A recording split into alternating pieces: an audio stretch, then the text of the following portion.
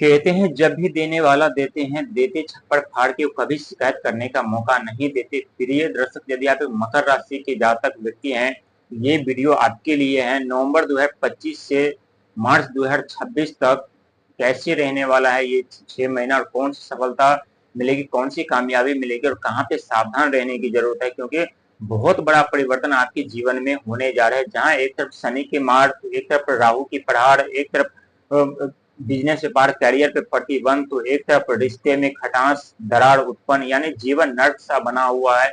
कहीं से कोई उम्मीद की किरण नजर नहीं आ रही है। करना तो बहुत कुछ चाहते हैं, लेकिन उसका विपरीत उल्टा होता है। लेकिन ऐसे हर एक व्यक्ति के जीवन में नहीं हो रहा है। बहुत ऐसे व्यक्ति हैं जिनकी हर एक इच्छा, हर एक मनोकामना पूरी हो रही है। हर एक सफल जगह पर उन्हें मान सम्मान, पद प्रतिष्ठा भी मिल रही है। हर एक क्षेत्र में उन्हें कामयाबी भी मिल रही है। यदि आपके जीवन में अभी तक प्रतिबंध लगा हुआ है, इसका बहुत बड़ा कारण है, और इसी कारण से आज हम इसी रहस्य आज हम पर्दा उठाने जा रहे हैं। जहां सावधान रहने के साथ यदि आप आगे बढ़े सावधानी के साथ, तो यही सावधानी आपके जीवन में सफलता के रास्ते खोल देंगे, और आने वाले 6 महीना में आपके जीवन, आपके भविष्य, आपके भाग बदल जाएंगे, और आपके जीवन पर खुशियां दस्तक देगी, और ये सत्य साबित होने वाला है। ये आपकी राशि की कुंडली, और कुंडली में हम 4 घर की बात करेंगे। चारों घर पे जो ग्रहों की दृष्टि बनी हुई है, उसके बारे में आज आपको बताएंगे।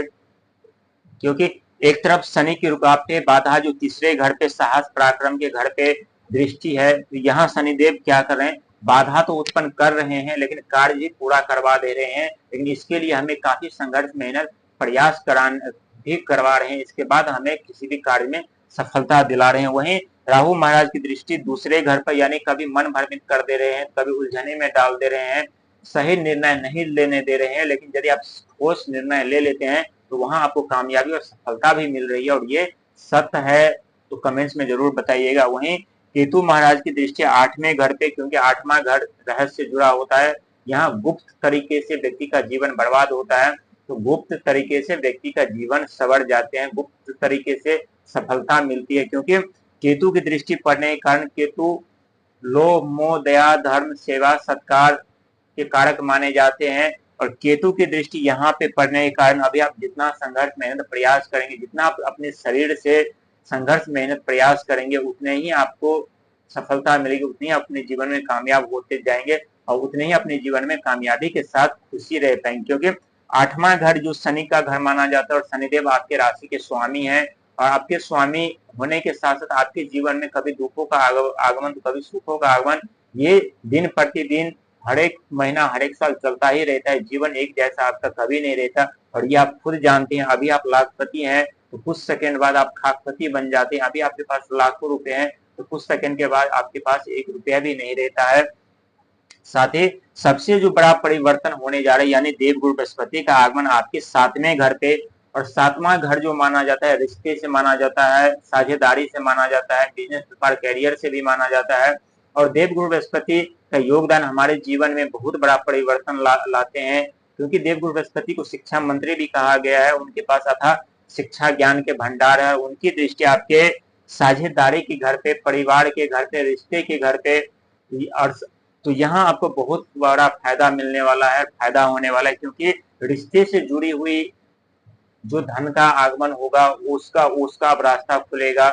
जो साझेदारी से इनकम आपका बढ़ेगा। वहीं विदेश यात्रा से करना चाहते तो ये समय आपके लिए उत्तम रहेगा। विदेश से धन या धन का आगमन का ये जरिया आपके लिए खुलने वाला है। साथ ही कुछ सावधानी भी बरतने की जरूरत है, क्योंकि 11वां महीना जो है, अंक ज्योतिष में 11वां महीना चंद्रमा से माना जाता है, और कर्क राशि में आ रहे हैं। तो कर्क राशि के स्वामी यानी चंद्रमा जल तत्व माने जाते हैं। तो यहाँ अपने मन, भावना, विचार पे कंट्रोल करना है। यदि कंट्रोल नहीं किए और संतुलन बना करके नहीं रखे, तो आपको नुकसान भी उठाना पड़ सकता है। और यही राहु, यही शनि, यही गुरु, यही केतु आपके जीवन बर्बाद कर देंगे, आपकी सफलता को रोक देंगे, आपके धन को रोक देंगे। साथ ही 12वां महीना यानी दिसंबर का महीना देव गुरु बृहस्पति का महीना अंक ज्योतिष में माना जाता है। और देव गुरु बृहस्पति यानी आपके 7वें घर पे, रिश्ते, साझेदारी के घर पे उनका आगमन हो चुका है। तो ये समय आपके, दिसंबर का समय आपके लिए चमत्कार से कम नहीं होगा, और हर एक सपने आपके सच होते हुए नजर आएंगे।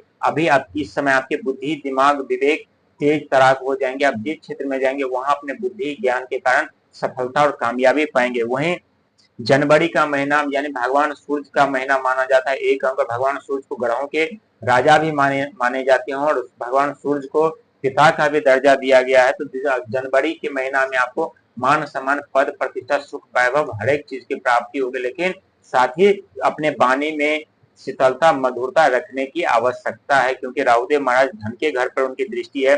और जब व्यक्ति के जीवन में अचानक से धन आने लगते तो व्यक्ति अहंकारी हो जाते हैं, उनके बोलने का जो स्वभाव होता है वो बदल जाते हैं। इसीलिए अपने वाणी को पे शीतलता मधुरता रखिएगा। वहीं फरवरी का महीना ये भी आपके लिए बहुत ही उत्तम रहने वाला है। साथ ही मन भावना विचार पे कंट्रोल और नियंत्रण रखने की जरूरत है, क्योंकि 2 अंक चंद्रमा से जुड़ा जाता है। वहीं तीसरा महीना यानी मार्च का महीना आपके लिए उत्तम रहने वाला है, क्योंकि देवगुरु बृहस्पति का अंक माना जाता है और देवगुरु बृहस्पति शिक्षा ज्ञान संतान परिवार के कारक माने जाते हैं। हमारे अपने जीवन में उज्जवल भविष्य का निर्माण करने के लिए हमें ज्ञान की शिक्षा की जरूरत पड़ती है, और यही सन देवगुरु बृहस्पति यानी आपके 7वें घर पे कर रहे हैं। यानी अभी से नवंबर से लेकर के मार्च तक देवगुरु बृहस्पति का कृपा आपके ऊपर रहेगी, लेकिन साथ ही सावधानी और बरतने की जरूरत जो है ये राहु की दृष्टि धन के घर पे है, तो यहाँ आपको सावधान रहने की जरूरत है। जल्दीबाजी से बचना है, लालच से बचना है।